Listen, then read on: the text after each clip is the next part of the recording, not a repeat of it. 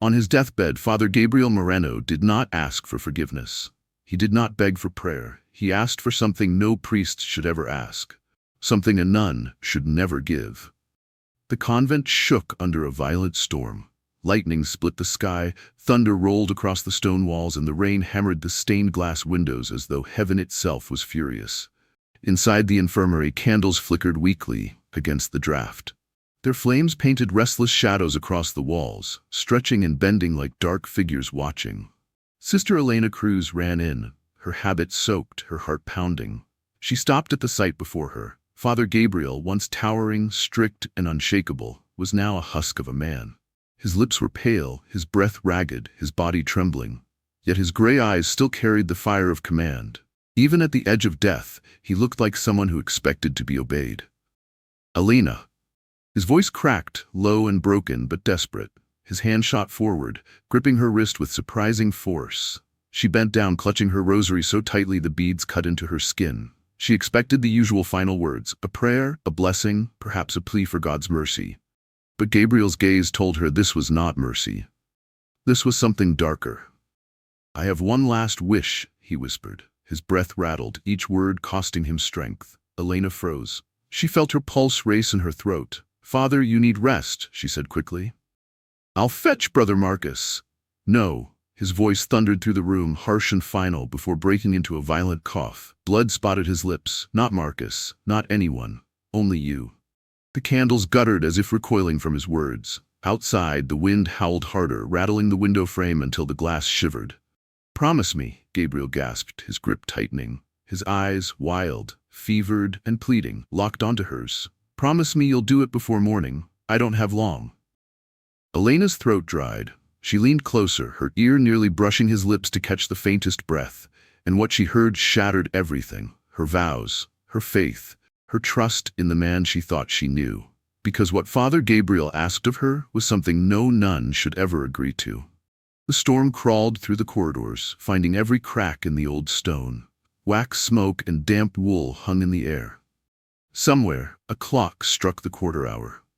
Closer to dawn than midnight, not enough time. Sister Elena Cruz pressed her back to the cool wall outside the infirmary and tried to breathe. 29. Steady hands, a face that looked calmer than she felt. Hazel eyes that noticed everything. Loose floorboards, a child's cough 2 rooms away, the way Father Gabriel's fingers shook when he said the word promise. Compassion was her gift. It was also her flaw. She could nurse a stranger through fever without sleeping, then collapse afterward in the laundry and cry where no one could see. Obedience had shaped her life. Empathy kept breaking its edges. She'd come to the convent after her mother died, with nothing but a silver rosary and a sentence whispered at the bedside. "True faith isn't silence, Elena. It's carrying what others can't." She had believed that line like scripture. Tonight it felt like a weight tied to her ankles. She pushed the infirmary door a finger's width and looked in. Gabriel slept badly, shallow breaths, lips cracked, skin translucent. The wind rattled the window. He didn't have until noon, maybe not even sunrise. The stakes cut clear in her mind. If she left the convent without permission, Mother Superior would call it grave disobedience. There would be penance. There could be dismissal. The bishop might push for excommunication if scandal followed her out the gate. And it wouldn't just be her. Her younger cousin, Anna, one of the girls on the convent scholarship, could lose her place at the school if Elena became a warning story. Good deeds don't shield you when the wrong people are embarrassed. Footsteps. Brother Marcus turned the corner with a candle balanced in a brass cup, broad shoulders under a soaked cloak, eyes that missed little. "You're still awake," he said. "So are you," she answered. He studied her a beat too long. "The storm will pass. Best to stay where you belong." The word landed, belong, like a gentle hand that felt too much like a grip. She nodded, because nodding was safe, and let him pass. When he reached the infirmary door, he paused, listening to Gabriel's fragile breaths, then moved on. Elena walked the cloister once, twice. Rain drummed a rhythm against the roof. Candle flames slanted in the draught. She pressed her palm to her chest and felt her heart answer the storm. If she obeyed, a man died with truth locked in his throat. If she obeyed, perhaps the church stayed quiet, and girls like Anna kept their seats in the front pew. If she obeyed, she might still sleep at night. For a while. Down the hall, the chapel door stood ajar, a thin line of gold spilling across the stone. She stepped inside. The room smelled of extinguished incense and wet wood. She knelt out of instinct, not certainty, and let the silence rush over her.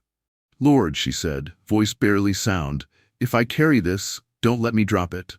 A gust pressed against the stained glass, making the colors shiver on the floor. She watched them flicker, then fade. Somewhere behind her, a shutter banged. Somewhere ahead, the clock ticked toward morning. She rose, steady enough to move, not steady enough to stop. The letter's weight against her ribs felt like a heartbeat that wasn't hers. The chapel was empty, except for the low hiss of rain against the stained glass. Candles had burned to nubs. Wax clung to brass like frozen tears. Elena slipped inside and closed the door with her shoulder. The air smelled of wet stone and old incense. Dawn hovered somewhere beyond the storm, but the sky held to its darkness. She crossed to the altar and stopped. This was the holiest place she knew. Nothing secret should live here. And yet Gabriel's voice pressed at her ear. Before morning. Her fingers slid under the linen. Cool marble. Dust. Then paper. She drew out an envelope browned by years. The seal had been broken once, then pressed back tight as if someone changed their mind too late. Her hands shook. She didn't open it. Not yet. She listened. Corridor silent, wind moaning, the convent asleep in its faith. Elena moved to the front pew and sat. The wood creaked under her, familiar as prayer. She ran her thumb along the envelope's edge and thought of Anna, small and fierce in her school uniform, reciting psalms with a proud, loud voice. If Elena did this wrong, if scandal touched the convent, Anna would be the first to pay. She broke the seal. A rush of ink. Tight handwriting, controlled even when the lines betrayed panic. I ask the reader to keep this for the sake of souls. Her breath hitched. I have failed in my vows. I did not mean to love her. I did. And a child was left to carry what I could not. The words wobbled as her hands trembled. She flattened the paper against the pew. I sought counsel. I was told to bury it, to call it kindness. But silence was the crueler sin. If there is to be mercy left to me, let it be this, that the one harmed most hears the truth from a living mouth, not a grave. A drop of wax fell and hardened on the wood beside her knee. Elena read the final lines twice, then a third time, as if the shape of the letters could change. If I die before this is done, the truth must still be carried.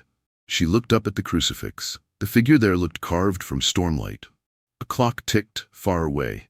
Her throat tightened. Not a blessing, not a prayer. A task. Footsteps passed the chapel door and faded. Elena slipped the letter inside her cloak, stood, and pressed her palm to the altar. Not as penance, not as excuse, only to feel something solid before she stepped into water. She blew out the last candle and walked back into the night. The infirmary was bruised dark when she returned. Wind shook the window glass with a frantic, rattling breath. Gabriel's chest rose shallowly. His lips were cracked. His eyes opened at the sound of her steps and caught fire again for a moment with purpose. "You have it?" he rasped. Elena nodded and pulled the letter from her cloak. He didn't reach for it. He watched her face instead, as if the truth would write itself there. "What did you read?" he asked. She swallowed. "Enough." "Say it," he whispered, as if names could absolve or condemn by their shape alone. Her eyes dropped to the page. In the middle of the second paragraph, a name sat like a lit match. "Isabella Rivas," she said. Gabriel closed his eyes and flinched as if struck. When they opened again, the years on his face were heavier. "I thought I could keep her safe by making her disappear. I called it protection." He coughed, dry, tearing. It was fear. Elena's hands clenched around the letter until it crackled. "What do you want me to do?" He stared at the ceiling, past it. "Find her daughter." The floor seemed to tilt under Elena's feet. "Clara," she said, the other name rising with the first, a rumor remembered from the market, a shop sign painted green, a woman with eyes that didn't blink when men lied. "Yes." Gabriel breathed.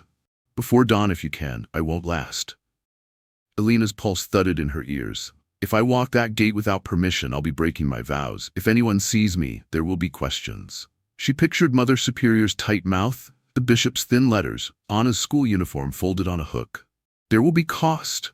Gabriel's gaze found hers. Desperation had burned away his pride. There was always going to be a cost. I just kept handing mine to someone else. Rain drummed harder. The window groaned. He gripped the blanket, then loosened his fingers with effort. She needs to hear it from me. If I fade before you return, put my words in your mouth. But try, please try. Elena stood very still. The letter warmed against her ribs. She remembered her mother's last breath, the whisper she had built her life upon. Carry what others can't. What if she won't come? Elena asked. Then give her the truth anyway, he said. Put it in her hands and let her decide what burns. She looked at the door. The corridor beyond it felt like a river she would have to wade against. I'll go, she said. His eyes shone. Not with relief exactly, something like it, bent by pain. Elena, he whispered, forgive me. I can't, she said simply, but I can carry this. She pulled the blanket higher under his chin, checked his pulse, turned down the lamp, and left with the storm. The convent gate was iron and wet. Elena pressed her palm to it, felt the cold bite her skin, and lifted the latch with care. The storm had sheared its roar into a steady hiss. Town lamps trembled in the wind. She moved in the dark along the wall until she cleared the archway. Her cloak snapped and tugged at her shoulders. Mud took her first step and tried to keep it. She pulled free and kept going. Clara Rivas lived on the west side, near the old market. Elena knew the road. Everyone did. Some used it to buy thread and salt. Some used it to gossip. Tonight it was a line between two lives. She kept to hedges and doorways, counting her breaths, counting the houses. 12 to the blacksmith, 6 to the fountain, 3 to the alley with the hanging ivy.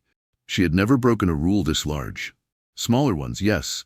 Longer hours in the infirmary than permitted. Extra bread hidden in a pocket for a child who lied about hunger. This was different. This was stepping into the world without permission and carrying the church's ugliest weight in her side pocket. A shutter banged. She flinched hard enough to hit her elbow on stone.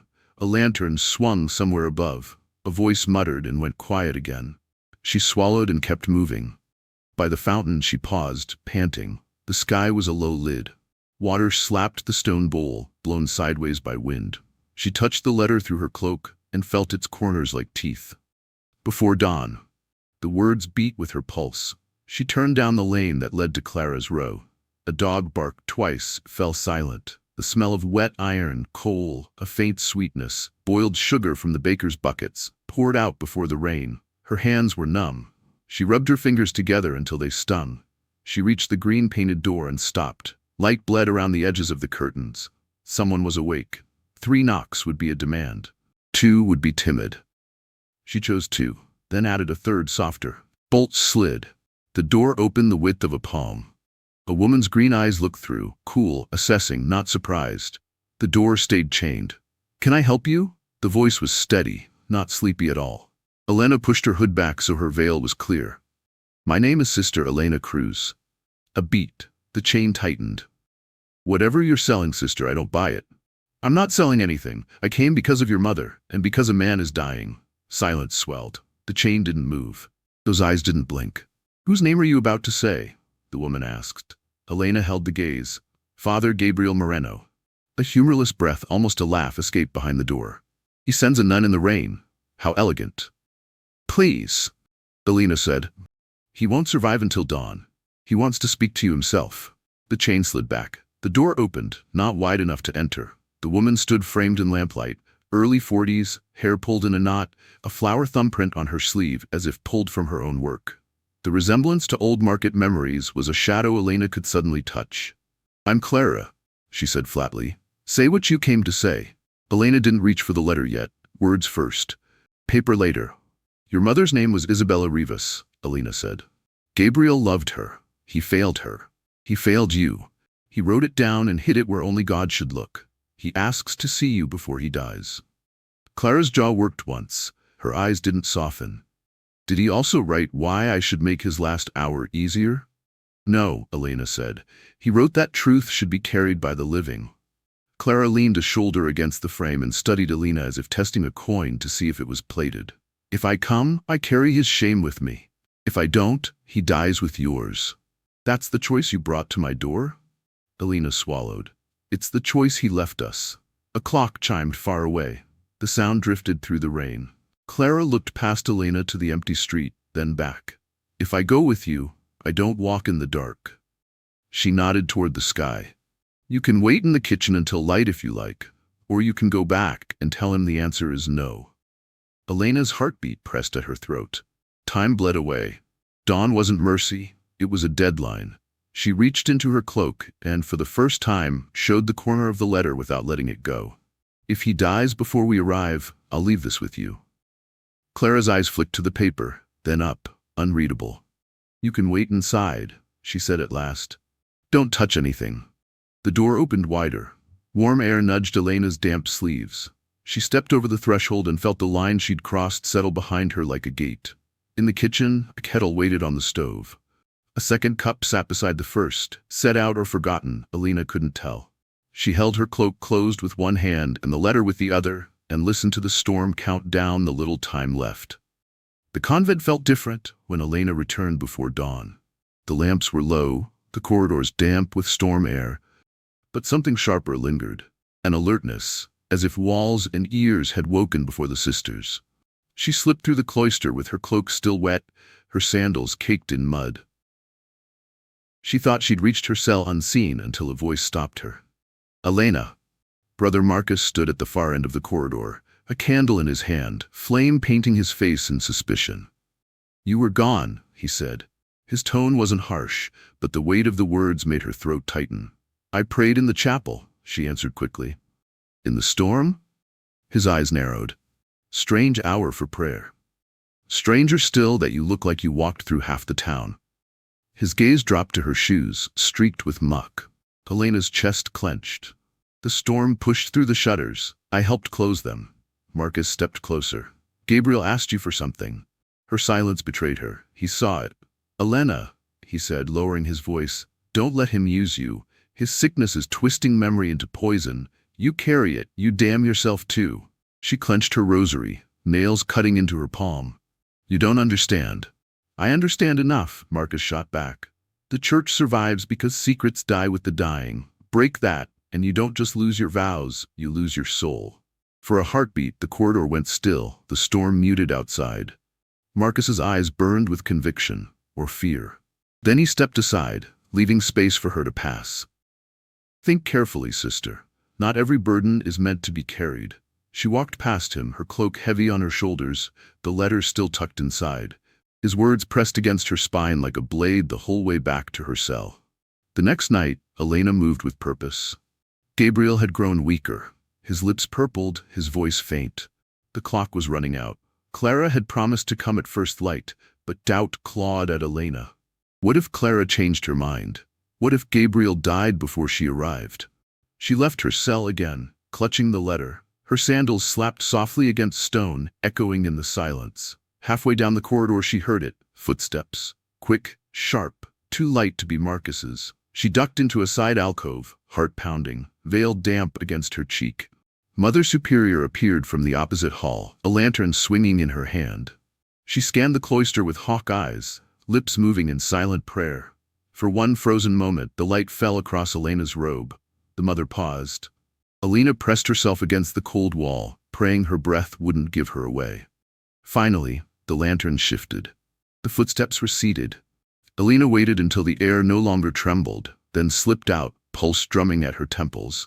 The pages cracked as they turned. At first, lists, notes, simple worries.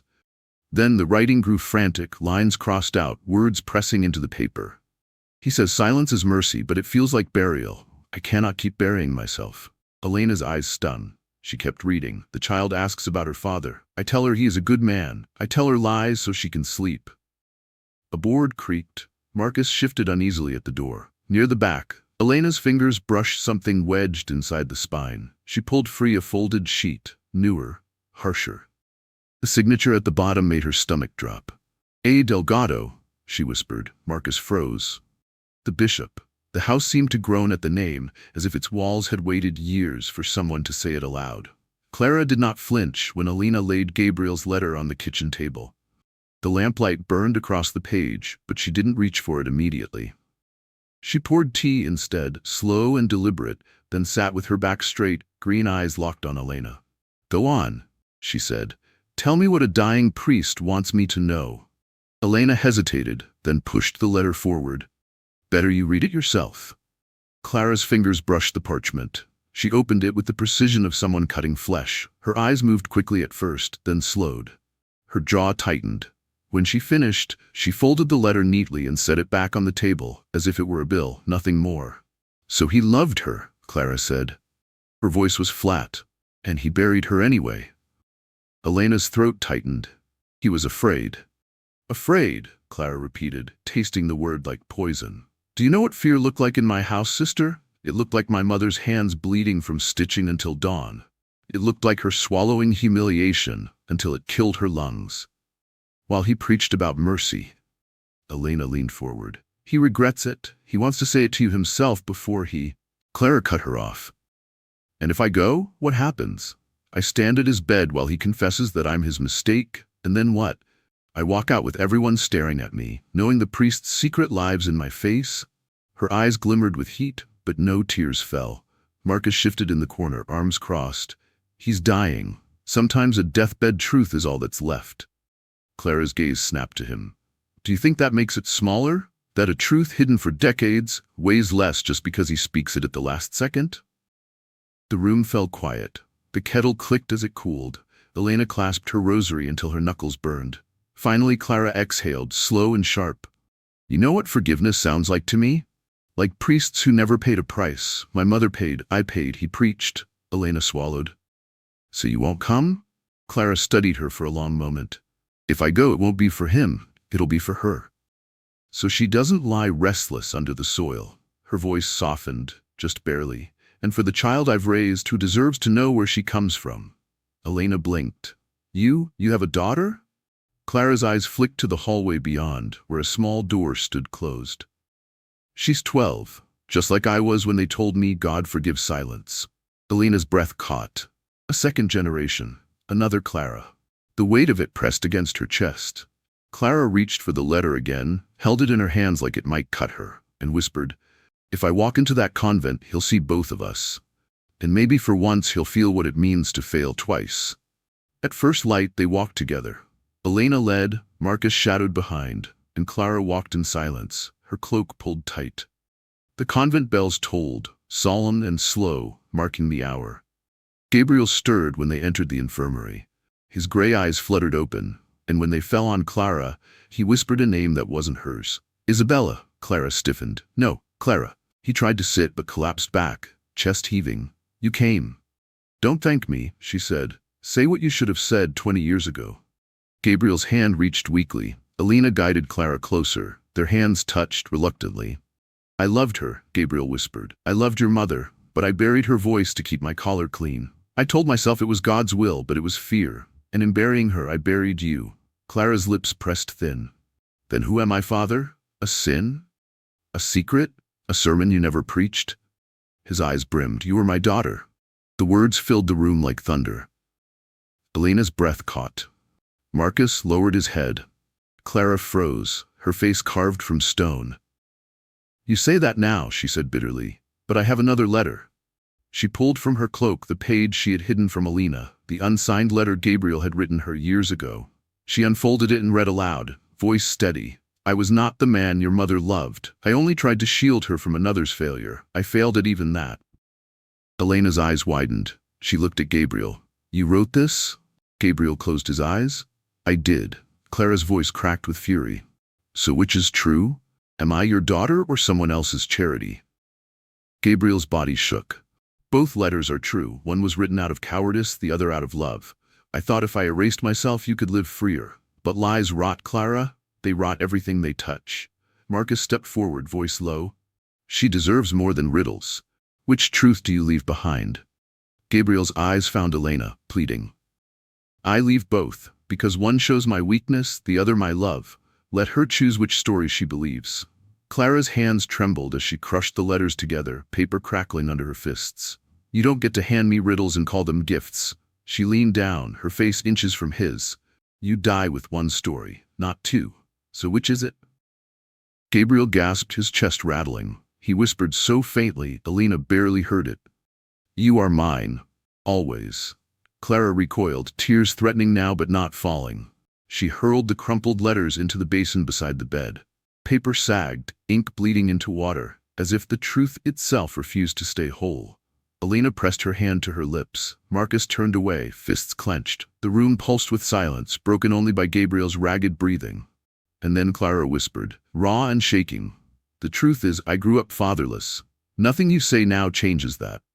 Gabriel reached for her one last time, but she pulled her hand back. His arm fell limp, eyes filling with despair. In that moment, Elena realized there were two truths indeed, the one spoken and the one lived. And no letter could reconcile them. Night pressed against the infirmary windows like a held breath. Candles guttered, throwing thin light across Father Gabriel's face. Elena sat beside him, the rosary a quiet coil in her hand. His eyes opened, clearer than they'd been all day, like a man forced awake by a truth that refused to die with him. "Right," he rasped. Elena slid a scrap of paper onto the nightstand and leaned in. "I called silence mercy," Gabriel said. "It was fear. I loved Isabella. I betrayed her. I hid behind a collar and called it sacrifice." His breath snagged. He went on anyway. "I denied Clara to keep my life intact. I let a child grow up carrying my absence like a scar. Delgado blessed the cover. Marcus burned the letters. None of it absolves me." Elena's pen scratched, steady, though her hands shook. "Tell Clara this," Gabriel whispered. "I chose the church when God asked me to choose love. That was not piety, that was pride." He closed his eyes, gathering air. "I don't want a clean death, I want a true one." A figure shifted in the doorway. Marcus stepped in, face pale, eyes rimmed red. "I did what I was told," he said, barely above a whisper. Gabriel turned toward him. "You obeyed a coward," he said. "I made you small to keep myself from being sorry." Marcus swallowed. "I thought I was preserving peace." "No," Gabriel said. "You preserved me." The candle hissed. Wax slipped down its side like a tear. "Bring her," Gabriel said, voice fraying. "If she won't come, read her what I said, all of it, no trimming." Elena folded the page, tucking it against her chest. "One more line," Gabriel breathed. "If I had been brave, none of this would be yours to carry." His hand fell to the sheet. His eyes stayed open, waiting for a door that had not yet opened. Clara stood at the threshold at first light, colorless with exhaustion, iron with purpose. She took 2 steps in and stopped. The room shrank around the 3 of them. Elena at Gabriel's side, Marcus in the shadow, the dying man in the bed. "Say it," Clara said. "Say what you should have said when my mother was alive." Gabriel's voice was thin. "I loved her. I failed her. I failed you." Clara's mouth twitched, not a smile. "You don't get to stack failures and call them a confession." He reached for her hand. She didn't give it. "I kept you nameless," he said. "I made a woman's life smaller so mine could stay large. That is the truth." Clara's eyes flashed. "Do you know what nameless feels like? It feels like people deciding who you are without asking you your name." She leaned closer, heat in her whisper. "It feels like the church from the pulpit and hunger at the table." Elena flinched at the accuracy of it. Gabriel's gaze blurred. "I can't undo it. I can only admit it." Clara's jaw hardened. "And what do I earn for that admission? Peace? A gentler ghost? You want forgiveness because you're dying. I want my mother back. We don't trade." Marcus stepped forward, voice rough. "He's trying." Clara turned on him. "And you burned what was hers." His shoulders folded a fraction. "I did." "On orders?" she asked. He nodded once. She let the silence hold him there, exposed. Then she faced Gabriel again. "Here's my truth. I learned to live without you. If you die without me, that's symmetry, not cruelty." Gabriel closed his eyes. His lips moved around a prayer that made no sound. "Say her name," Clara demanded. He did, softly, like a man returning a stolen coin. "Now say mine," she said. He did that too, and the room felt heavier for having both names finally spoken where they belonged. Clara stayed at the bedside because leaving felt too easy. She folded her arms and held herself together like a seam pulled tight. "Look at me," she said. Gabriel looked. Gray eyes, watered by regret. "You wanted to die clean," she said. "You don't. You die honest. That's the best I'll give." He nodded, a small, grateful thing. Elena stood back, letting the current run where it needed. The paper in her pocket felt hot against her skin. Clara's voice steadied. "I have a daughter." Gabriel's breath caught. "What's her name?" "Lucia." The name hung like a bell still ringing. "She asked once why she doesn't have a grandfather. I told her some men are quieter than they should be. That's the softest way I could say it." A tremor rippled through Gabriel's chest. "Bring her here someday, or don't." Don't do it for me." Clara's eyes didn't soften. "I don't do things for you." She took his hand then. Not forgiveness, not absolution, just a human fact. His fingers were light as sticks. "I have questions," she said. "Did you ever try to choose us? Once?" "Yes," he said. "And then I stopped. That's the sin." She nodded, because that answer at least did not dress itself up. Elena stepped closer. "Clara," she said gently, "whatever you do next, say it to yourself first, not to him." Clara breathed out, long and thin. "What I do next is mine." Marcus shifted, voice low. "There are people who will want this quiet." Clara cut him a look. "And there are people who have been quiet long enough." Gabriel's head turned toward the window, as if listening for a sound only he could hear. The far bell, the closing book. "Clara," he whispered. She leaned in without moving closer. "What?" "Take whatever is left of me," he said, "and make it pay for something good." She didn't answer, but she didn't let go of his hand. The room had one steady flame left, a stubby candle on the table, wax pooling at its base. Beside it lay 2 damp, wrinkled pages, the letters that could not live in the same world. Clara lifted them. Her hands did not shake. "One lie," she said. "One truth. Maybe 2 lies. Maybe 2 truths." Elena's throat tightened. "You don't have to decide tonight." Clara looked at the candle. "No, I have to decide now, before anyone else decides for me." She fed one edge into the flame.